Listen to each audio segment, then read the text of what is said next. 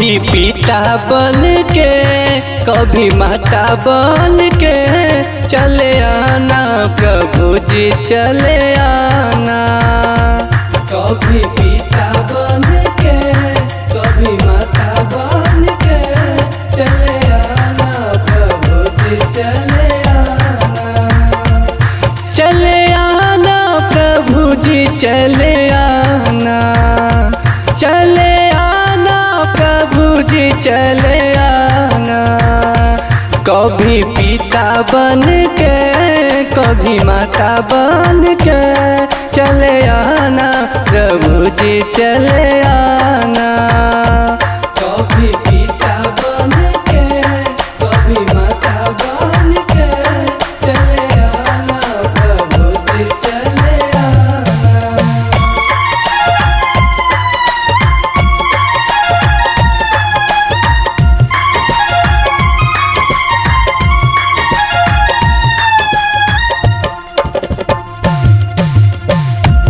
कभी भाई बन के आना कभी बहन बन के आना। कभी भाई बन के आना कभी बहन बन के आना। चले आना प्रभु जी चले आना।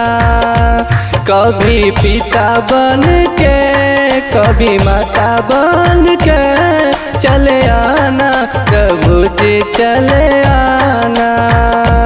कभी पिता बन के कभी माता बन के चले आना प्रभु जी चले आना।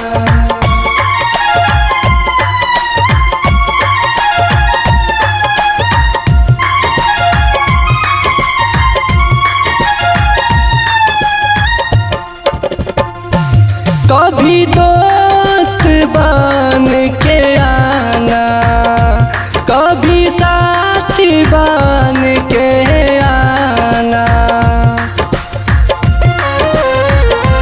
कभी दोस्त बन के आना कभी साथी बन के आना। चले आना प्रभु जी चले आना। कभी माता बन के कभी पिता बन के चले आना प्रभु जी चले आना। कभी पिता बन के कभी माता बन के चले आना प्रभु जी चले आना।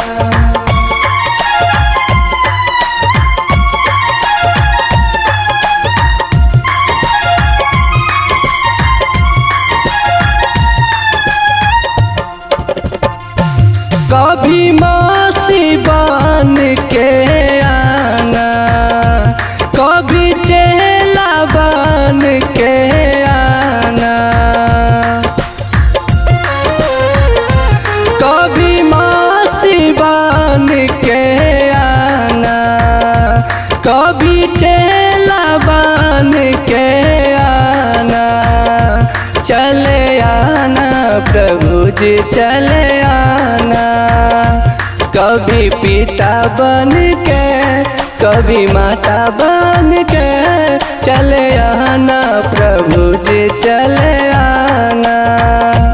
कभी पिता बन के कभी माता बन के चले आना प्रभु जी चले आना।